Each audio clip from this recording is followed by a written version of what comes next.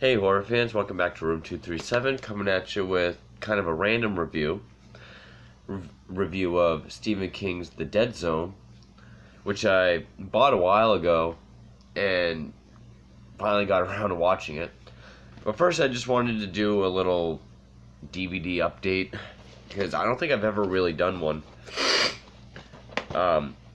Every weekend around here there's a flea market that my girlfriend and I like to go to every once in a while, and found this deal for movies for $5. Actually, there was a few different vendors that was doing that. One vendor was like $1 for movies. I was gonna go to that one and pick another one up, but I didn't. But first, there's Christine, John Carpenter, Stephen King movie. I used to own this actual edition, but either I loaned it to a friend or I got traded it in for something. So now I have Christine back. The other vendor had John Carpenter's Vampires, which I was interested in because I haven't seen that.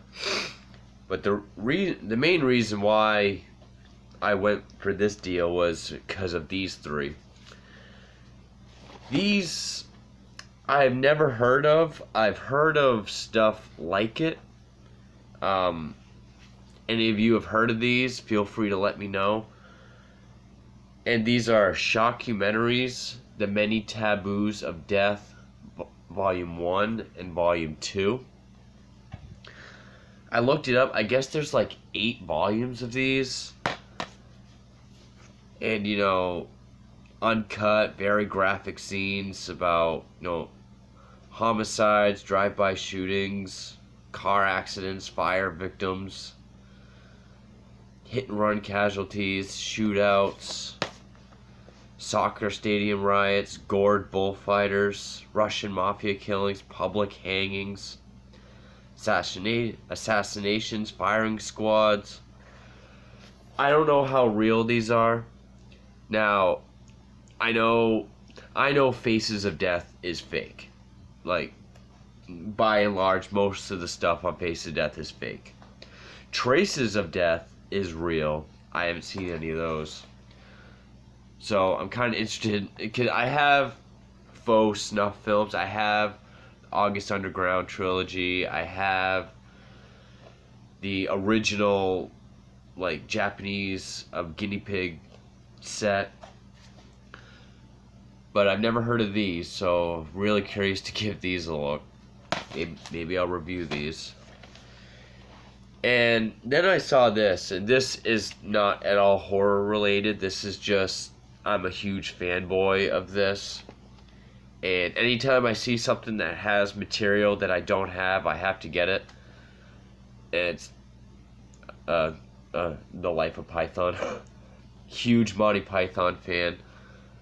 This has the Monty Python story, which I've seen a bunch of times on YouTube, but now I own it. Bunch of different things. It has the South Park reenactment of Dead Parrot.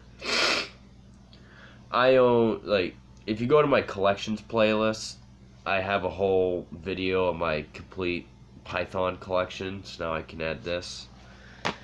The only thing that has me worried is it's a flea market, and I didn't look at them till I got home, but all 4 of these are scratched to holy fuck. And I don't know if they're gonna work, especially ones like this. Hoping they do, but I guess we'll just have to wait and see. But anyway, time for the review at hand. So yeah, maybe not this. This is my own, entertainment. This is a horror channel. At some point you will see a review for this, because I'll either do a Carpenter or a King marathon at some point. These just because, they were what, $1 something each, so of course, and if they're real snuff shit, of course I'm going to check that out. So really interested in that. But anyway, The review at hand is a Stephen King film, and that is The Dead Zone, which came out in 1983, which was a big year for King films because in 83 you had Dead Zone, Christine, and Cujo. And I don't remember who directed Cujo, but you have David Cronenberg and John Carpenter. Now, Cronenberg is a director that I like very much. The Fly is my favorite. Scanners, very close second. I like The Brood. Then there's this. I still have not gotten a hold of Videodrome, Rabid, and Shiver is out of print. I'll have to get that like off eBay or something. But now the thing about Cronenberg is he's pretty well known for body horror movies where there's weird, horrific shit happening to the body or with the body. This is a pretty straightforward film, and I mean even Stephen King, some of his stuff is ultra supernatural or weird. This, and both are known for horror films, this isn't really any of those things. This is more, I mean, it's definitely supernatural, but it's more of like a thriller character study and a very well done one. I would have to say this is one of the most underrated Stephen King and David Cronenberg films. I mean, not that it did poorly when it came out or since. It always did well. You just don't really hear people talking about it that much, which is a shame. Now, I first saw this movie, oh God, I must have been in 4th or 5th grade, maybe. I stayed home sick from school, and I was just laying on the couch watching TV, and it was on. So I checked it out and I liked it. But I hadn't seen it since. I mean, I'm 28 years, going to be 28 this year. So, and for those that don't know, or for the sake of the review, the film stars Christopher Walken, and probably my favorite role he's done. You know, Christopher Walken, he's kind of one of those actors where he's like Jack Nicholson or George Clooney or post-90s Al Pacino, where they say like, oh, it's just him playing himself in this movie. You know, because the way he talks and is. He's not really like that in this movie. And this isn't the oldest one I've seen. The oldest Christopher Walken movie would have to be the Vietnam movie Deer Hunter, which is good. He plays this guy named Johnny Smith. Now, Johnny Smith, he's an everyman. He has a common as fuck name. He's an English teacher. He loves his job. Kids like him. He's got a girlfriend who's crazy about him. He's got a great life. And, you know, one night, the weather's getting bad, and she says, you know, you can stay the night, and him being a sweet-natured man, he says, no, stuff like that should wait, you know, for the right time, so he leaves. He gets in a horrific car accident, which puts him in a coma for 5 years. And when he wakes up, not only has his entire life continued without him, you know, he can't go back to his job. His girlfriend has moved on, married, with a kid. And, you know, his body's very broken up and has to, you know, go through a bunch of rehabilitation. But he's also acquired this gift where upon touching someone's hand, he can see their future, mostly their future, but even at sometimes he could see hidden things about their past or even about their present. It starts off with a nurse who, she goes to put like a cloth on him. He grabs her hand and he can see that her daughter is trapped in their house that's on fire. And it just keeps building up from there. He becomes this known clairvoyant, and everything just keeps escalating till it comes to a hell of a climax. Now, this movie could have been very hokey, very cheesy because of visions and clairvoyancy and stuff. But this is done very well and done unlike any other way I've seen it done. Because in this, his visions hurt him. They startle him. It's as if when he's having a vision, it's like he's there. And the first time we see that, which is the girl in the burning house, it's like he's in the room with her. It is very well done. This is before CGI, so Christopher Walken is laying in this bed that's on fire. Of course, there's safety stuff. And, I think that's pretty... What exactly am I trying to say here? One, so yeah, this is back when movies actually went for it and made good movies. But also, it's not this hokey sort of like facial expressions and noises and gyrations. It's done in a way because he becomes a person that helps people at the expense of his own body and mind. Because then it goes on, he sees this one kid, and he sees that he's going skating and he's going to fall through the ice. Tells the kid, and kid listens to him, saves his life. Then there's a series of girls who show up murdered. So he, at first he says no to helping the police. Because Tom Skerrit plays like the sheriff. And I actually want to look up the other guy's name, because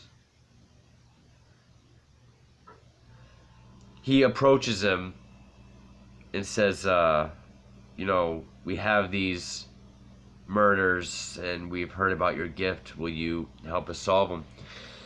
And this is one of the reasons why it's my favorite Christopher Walken performance, is because he's not all like, wow, when he wakes up and he finds out his girlfriend has moved on and married, he conveys heartache beautifully. And that's the whole, you feel for Johnny Smith in this movie. He's a guy that you can get behind, you feel for him. The more he does for people, the worse you feel for him. He makes you feel sympathy for him. He's a very sympathetic character. And Christopher Walken plays that very well. There's also, even the scene with the girl in the burning room, and he's trying to tell the nurse, her hand is here, and just, it's like he's in a trance, which kind of contradicts what I just said, but it's like, he does it so well. And then there's also that part when the sheriff comes to ask him to help solve these murders, and you really, because he has this incredible gift, but he's looking at his life, like his personal life, and Tom Skerritt says something about God or blessing it, and he's like, "Oh, bless me. I wake up, my job's gone, my girl's gone, my legs are practically useless. Bless me. God's been a real sport to me." And just the way he conveys is just like, I'm fed up with this. Like, my life sucks. Like, even though I have this. But ultimately, he agrees to help. And spoilers, which, I mean, it's a 1983 movie, finds out that actually, spoil, because I do enjoy this movie, and it is suspenseful and good. And it is different for a Cronenberg and King film, so if you haven't seen this, I highly recommend it. I had the first edition with the jacket novel hardcover. I don't know what happened to it, but I wish I still had it. But anyway, so yeah, spoilers. Finds out that it is the sheriff's deputy. He kills girls with barber scissors. And this is probably the most famous scene of the movie, when Johnny finds out it's him, and he somehow knows that the cops are coming after him. So he commits suicide in this ritualistic way. And that's actually what I wanted to look up originally.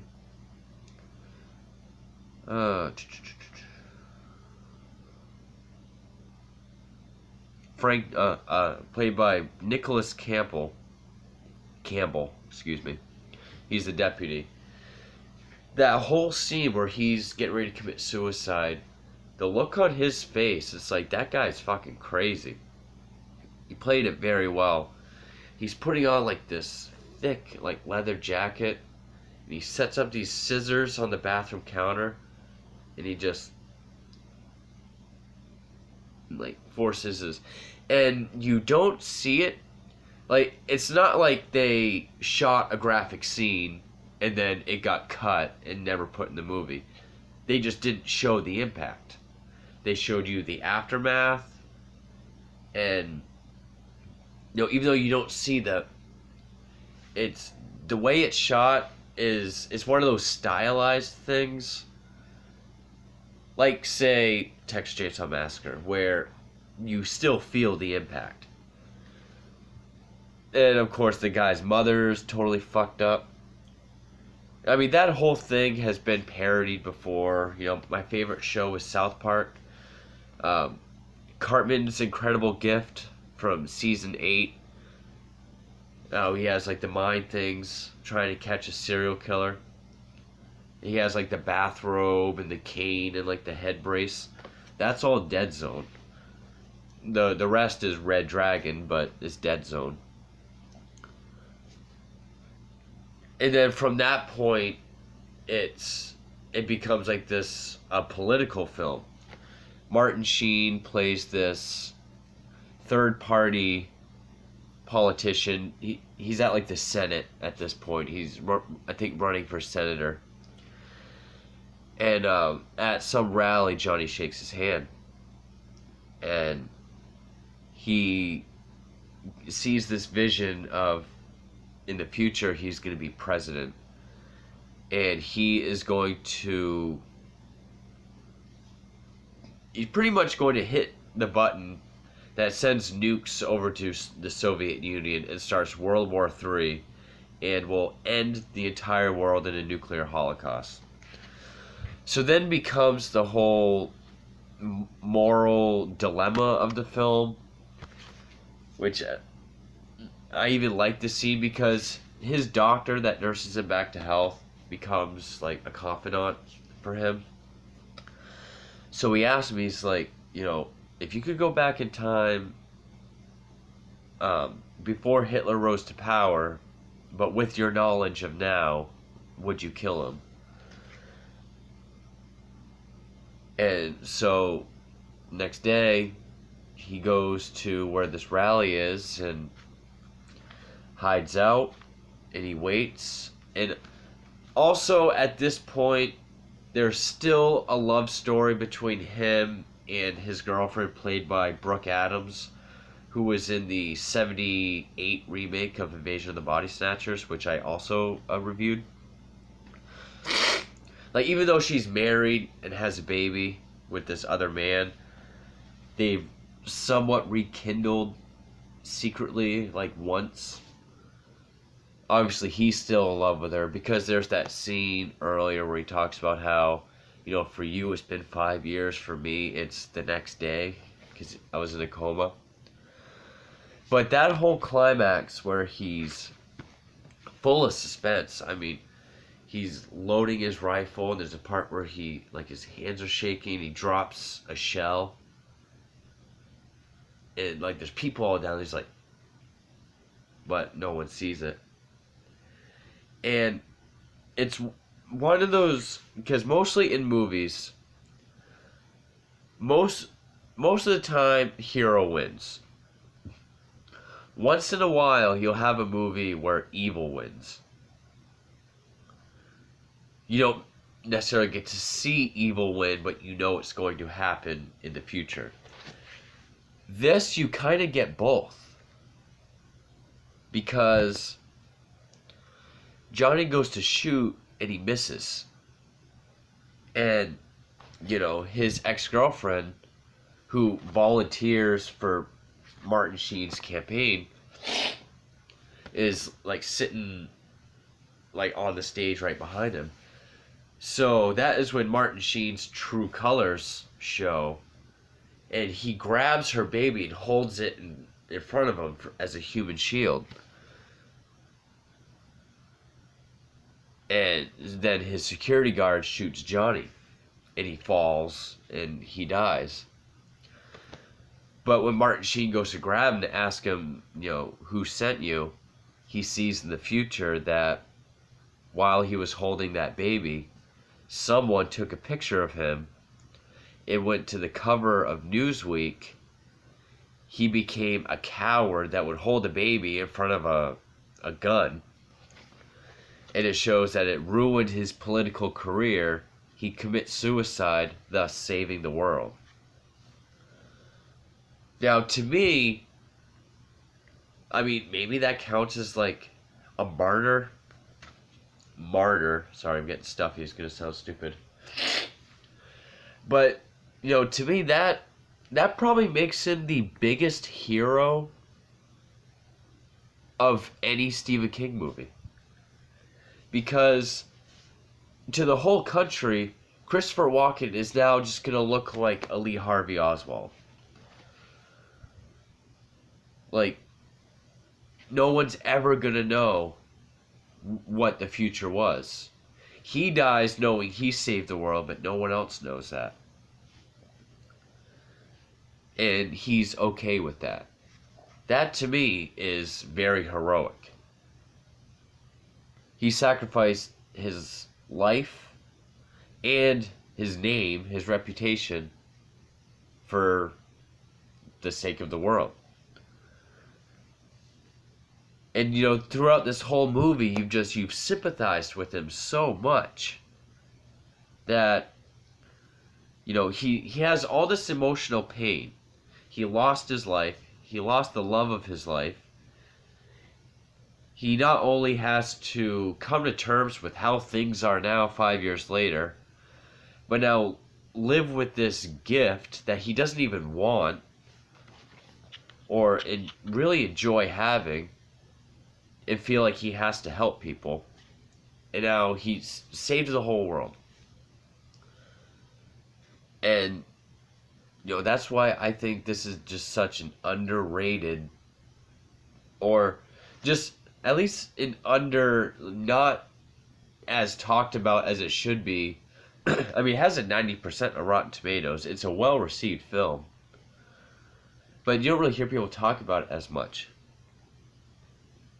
And even rewatching it now, I think it's much better than other Stephen King movies that are more popular.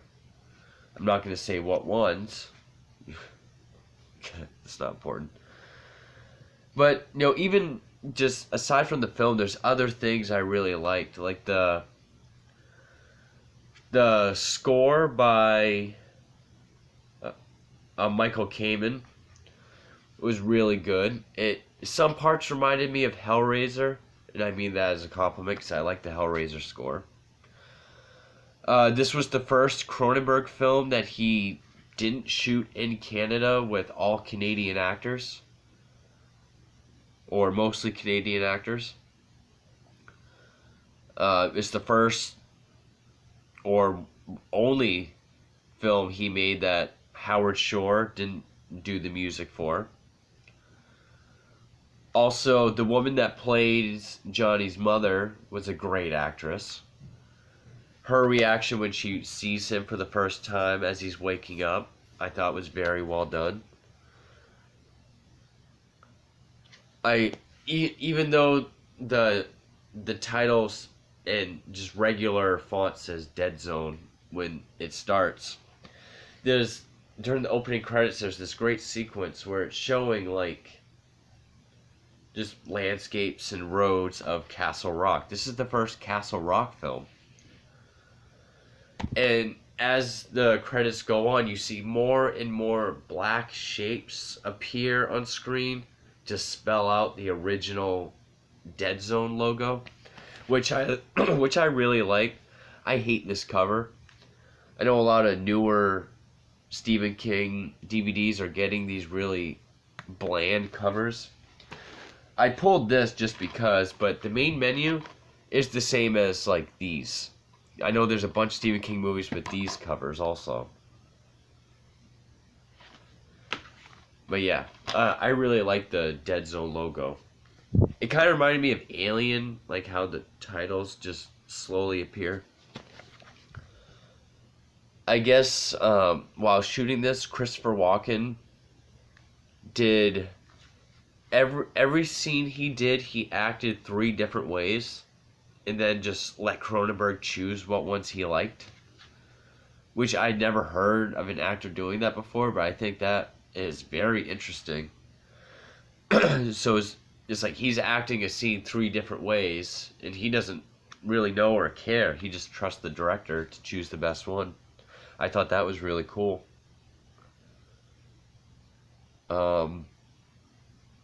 Yeah, there's not a bad performance in the bunch. Martin Sheen, I haven't seen a lot of his movies, but every movie I have seen him in, he's someone in politics or the government as like a Dennis Hopper type villain. This is the best one I've seen Martin Sheen in, and I know, I can guarantee you, if this was remade today, they would make the character of Greg Stilson, Martin Sheen's political character, they would make him orange with blonde hair. Because of course they would. I'm not going to get into that, but I can guarantee they would do something like that if it were remade today. Even though he's not a Republican in this movie, he's third party. But anyway, yeah, I never watched the show that this spawned in like the early 2000s with Anthony and Michael Hall. But I would say that it was kind of nice to see, you know, a Stephen King movie or even a Cronenberg movie, even though I really like Cronenberg's style, that is just a really intimate, well done character study like this. And I mean, really, the only real Cronenberg thing would be the scissor suicide, which even in that scene is super tense. Like, apart from the look on the guy's face of total psychosis, that scene is so silent that, like, when he's putting that thick leather jacket on and you just hear the crinkles of the jacket, then when you hear like his jaw popping, it's so silent and tense. It's beautifully done. But yeah, Dead Zone, haven't seen it in close to 20 years. Didn't remember a damn thing. Thought it was going to be a little bit on the boring side. I loved it. This was a very solid movie. I hadn't read the book, but from what I hear, it is pretty faithful. And the things that it did change or add was maybe not necessarily for the better, but it enhanced the story for sure. So, yeah. If you're a Stephen King or a Cronenberg fan, and you haven't seen this, even though I just spoiled the whole fucking thing, hopefully you got out when I said spoilers, but yeah, Dead Zone. I can't believe I went on for a half hour, but very solid flick. So, if you stuck through that whole thing, thank you for watching.